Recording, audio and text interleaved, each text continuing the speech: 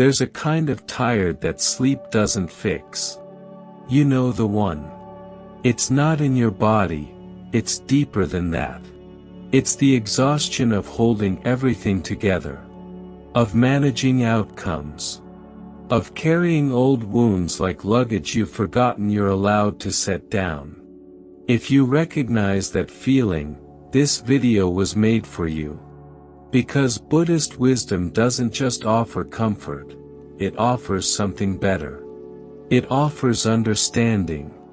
A clear, gentle map of why we suffer, and what we can do, starting today, to find our way back to peace. Letting go is not a passive act. It is a practice. A discipline. A quiet revolution. And today, we begin.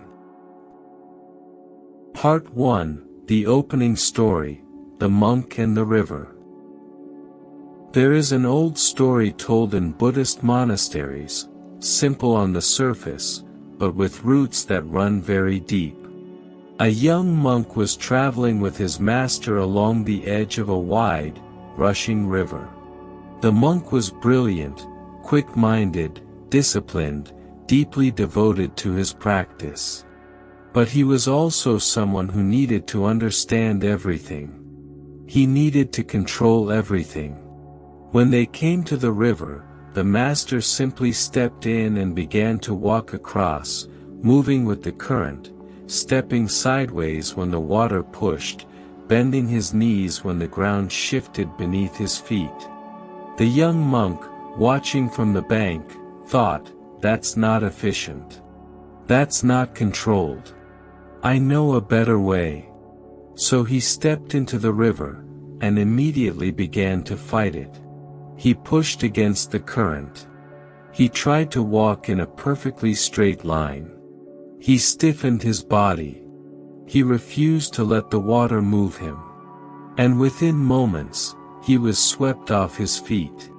The master reached the other side, turned around, and watched calmly as the monk struggled back to shore, soaking wet, confused, and humbled. "Master," the young monk said, catching his breath. "How did you cross so easily?" The master smiled gently. "I did not try to stop the river," he said. "I simply moved with what was already moving." That story might seem straightforward. But sit with it for a moment.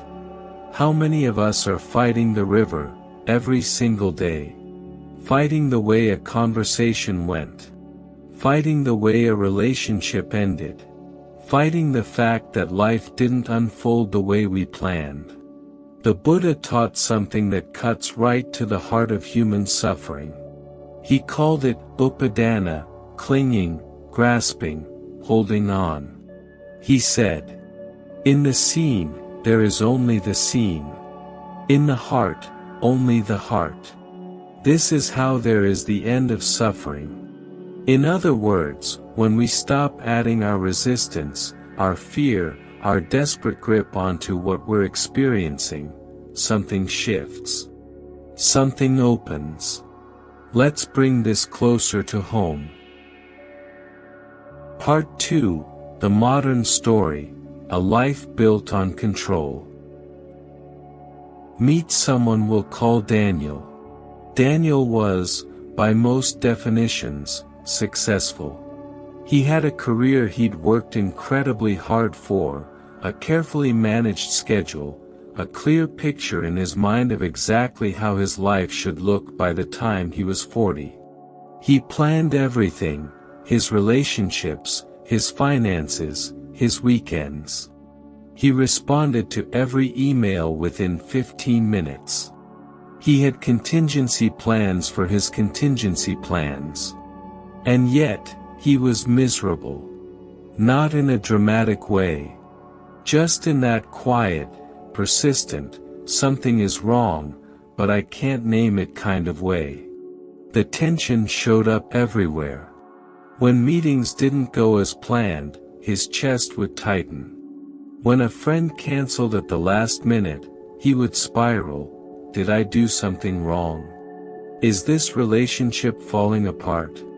When a project at work took an unexpected turn, he'd lie awake at night, running through every possible outcome, trying to mentally force things into the shape he needed them to be.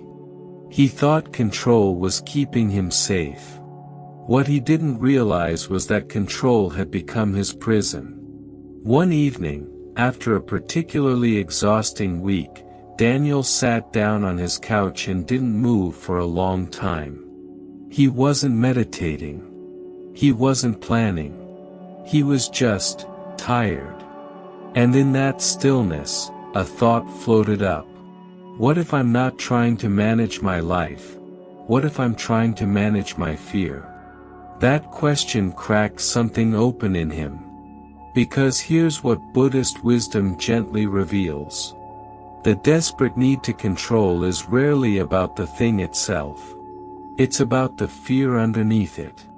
The fear that if we let go, even for a moment, everything will fall apart. That we are not safe. That we are not enough. That the world cannot be trusted. The Zen teacher Shunryu Suzuki once said, "In the beginner's mind, there are many possibilities, but in the expert's mind, there are few." Daniel had become an expert at controlling his life. And in doing so, he had closed the door to possibility, to surprise, to grace. What he needed, what so many of us need, was to return to the beginner's mind. To loosen the grip. To trust the river. Part 3, Releasing the Past. You are not your old wounds. Now let's talk about something that might be even harder than controlling the future. Letting go of the past. There's a beautiful and slightly heartbreaking phenomenon that happens to many people. Something painful occurs, a betrayal, a failure, a loss, and instead of being something that happened to them, it slowly becomes something they are. The person who was cheated on becomes someone who can never trust again. The person who failed publicly becomes someone who shouldn't try. The person who grew up in a difficult home becomes someone who is fundamentally broken. The wound becomes the identity. And Buddhism speaks very directly to this. The Buddha taught the parable of the second arrow. He said, when something painful happens, it is like being struck by an arrow. That is painful, and that pain is real and valid. But when we then spend years reliving it, punishing ourselves, letting it define us, that is like striking ourselves with a second arrow. And the second arrow, the Buddha said, is always more painful than the first. Pain is inevitable. Suffering is optional. Now, that quote is not meant to be dismissive. Your pain is real. Your history is real. What happened to you matters. But here is what Buddhist wisdom invites us to consider. Your past is part of your story. It is not the conclusion of your story. A chapter does not determine the ending of the book. Think about water again, water that flows over a jagged rock. Does the water become the rock? Does it carry the rock's shape forever? No. It flows around it, past it, and it continues. You are allowed to do the same. There is a monk named Ajahn Chah who spent decades teaching in Thailand. He used to say, if you let go a little, you will have a little peace. If you let go a lot, you will have a lot of peace. If you let go completely, you will have complete peace. The invitation is not to forget the past. It's time to stop living there. Part 4, Releasing Expectations, the quiet suffering nobody talks about. Here's something that almost no one is talking about, but nearly everyone is experiencing. the suffering of unmet expectations. It's not dramatic. It doesn't look like grief or a crisis. But it is one of the most persistent and exhausting forms of suffering in modern life. We build a picture in our minds of how things should be, how a relationship should feel, how a holiday should go, how a conversation with a parent should land, how our 30s, 40s, or 50s should look. And when reality diverges from that picture, even slightly, we feel a quiet but real kind of disappointment. A low-grade sense of, this isn't right. This isn't enough. This is not what I imagined. And we suffer. Not because reality is terrible, but because it doesn't match the image. Buddhism calls this tanha, craving, or thirst. The constant reaching for things to be different from what they are. The Dhammapada, one of the most beloved texts in Buddhist teaching, opens with these words. Mind is the forerunner of all actions. All deeds are led by the mind, created by the mind. If one speaks or acts with a serene mind, happiness follows, as a shadow that never departs. In other words, the world we experience is shaped by the lens through which we see it. When we approach life with rigid expectations, we are essentially telling reality, you must conform to my imagination. And reality, as we know, does not take instruction well. But here is the gentle reframe that Buddhist wisdom offers. What if instead of expectations, we brought curiosity?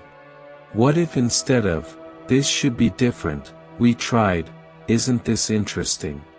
What if instead of arriving at experiences with a verdict already written, we showed up open, soft, present?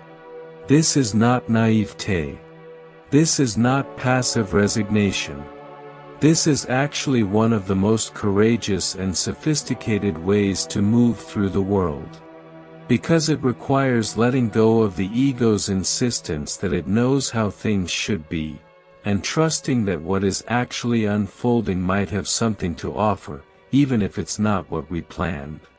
If this is resonating with you, if you found yourself nodding along or feeling something stir in your chest, we would love for you to be part of this community. Please subscribe to Buddha Coha, and hit the notification bell so you don't miss our next video. We create these reflections for people who are quietly searching, for peace, for meaning, for a gentler way of living. If that's you, you belong here. Now, let's continue. Part 5, Non-Attachment, Loving Without Holding On. Perhaps no teaching in Buddhism is more misunderstood than non-attachment. People hear it, and they think, does that mean I shouldn't care about anything? Does that mean I have to be cold, detached, emotionally distant? No. Absolutely not. Non-attachment is not about caring less. It's about loving more freely. Here is a helpful way to think about it. Imagine you're holding a beautiful flower. If you grip it tightly, out of fear of losing it, your fist will crush it. But if you hold it gently, with an open palm, it can bloom. It can breathe. And when it eventually wilts, as all flowers do, you can release it with grace rather than devastation. That is non-attachment. It means loving people deeply, but not possessing them. Pursuing goals wholeheartedly, but not being destroyed when they shift. Enjoying what is good, while understanding that all things are temporary. The Buddha said, "Everything that has a beginning has an ending. Make your peace with that, and all will be well." Impermanence is not the enemy of joy. It is actually what makes each moment precious. Think of a beautiful sunset. Part of what makes it breathtaking is that it is fleeting. If it lasted forever, would we still stop to watch it? There's a story of a woman who came to the Buddha weeping, carrying her child who had passed away. She begged him to bring the child back. The Buddha, with great compassion, told her, "Bring me a mustard seed from a home that has never known loss, and I will help you." She went from door to door. And at every door, she found grief. She found loss. She found the universal truth of impermanence. And in that discovery, something in her shifted. Not that her grief disappeared. But it was now held within the context of something larger. She was not alone.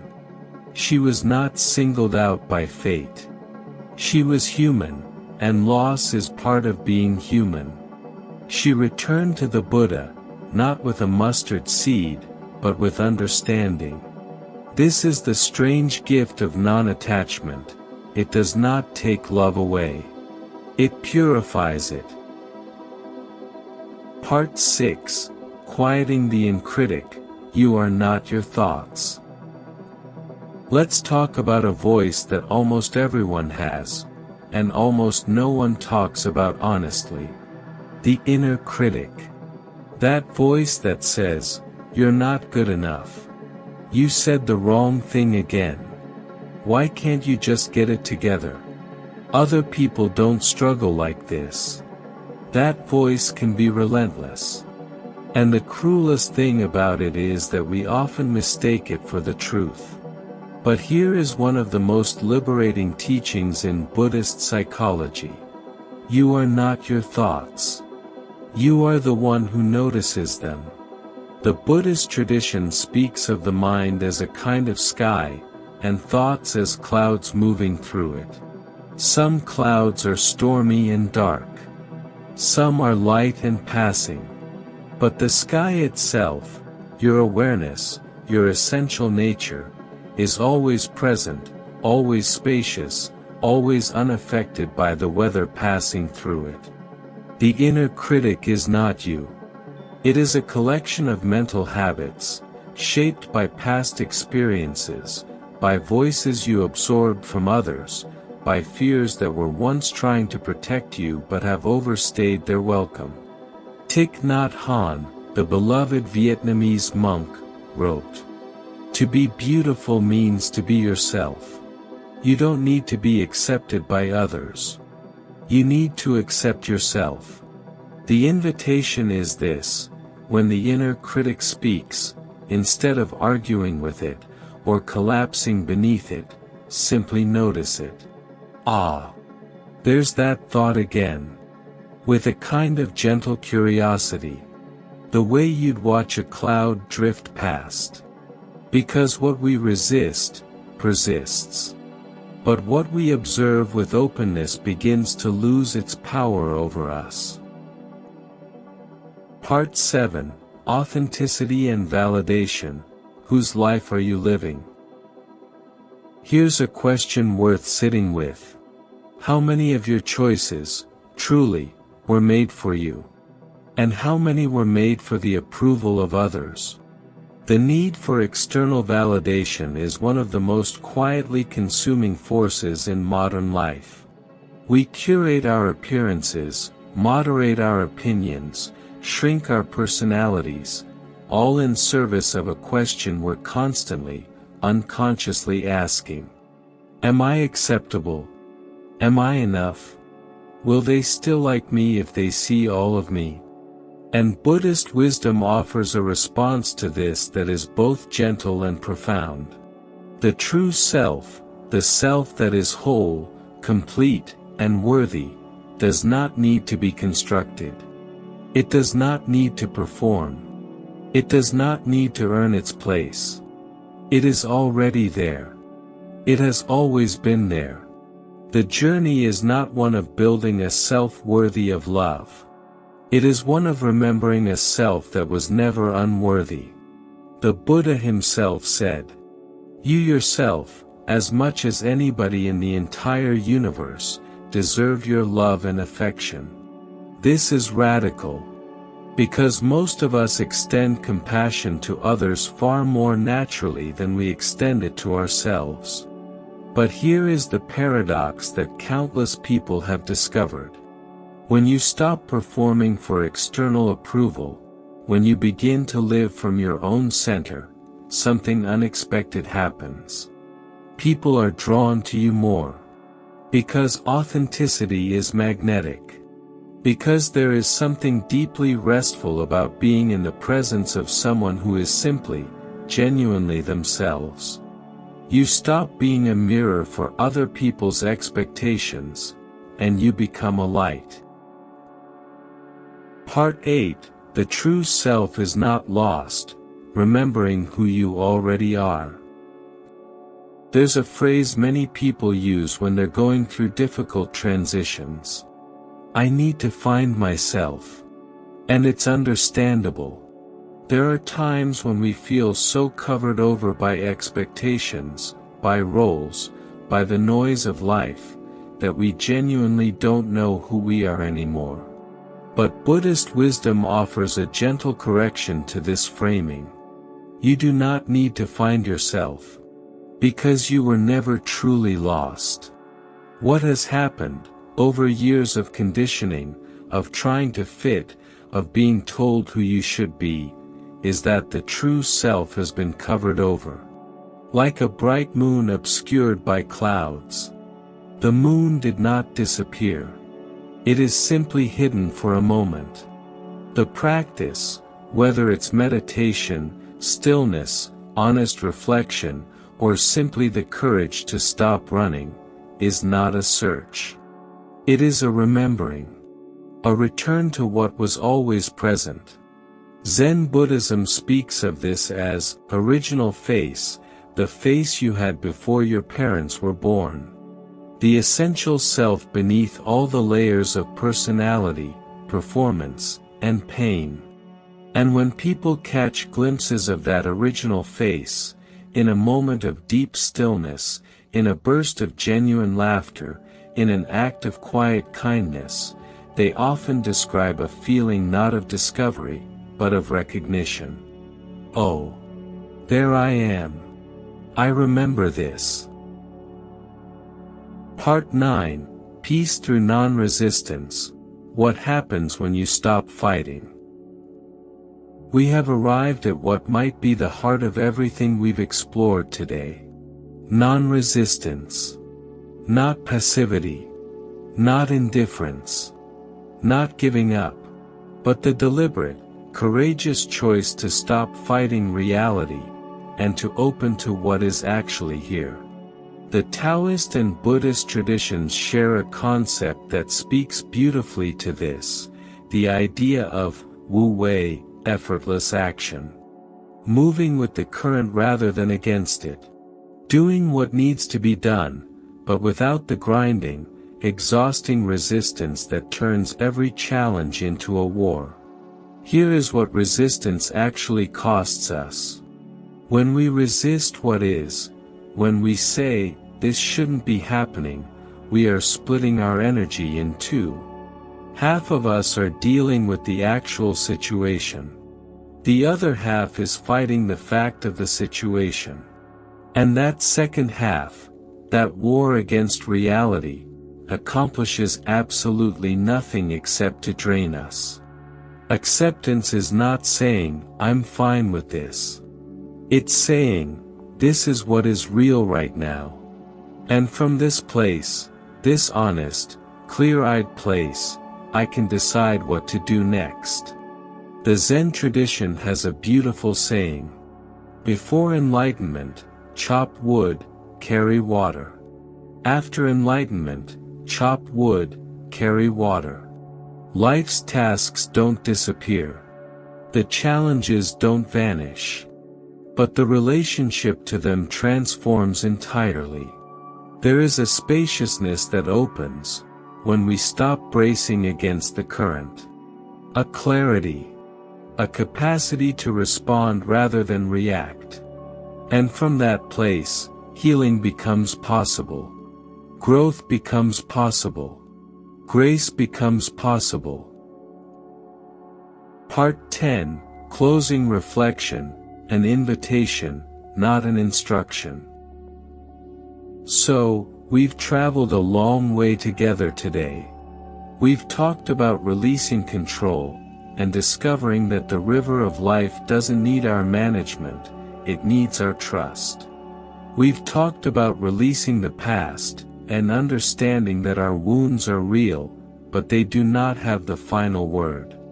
We've talked about releasing expectations, and finding the gift of curiosity where disappointment used to live. We've talked about non-attachment, loving freely, holding gently, letting impermanence teach us rather than terrify us. We've talked about the inner critic, that voice in the mind that is not the same as the sky of who you are. We've talked about authenticity, the quiet power of choosing your own truth over the exhaustion of performing for approval. We've talked about the true self, not something to be built or found, but something to be remembered. And we've talked about non-resistance, the profound, almost paradoxical peace that arrives when we stop fighting what is, and open to what could be. None of this is easy. Let's be honest about that.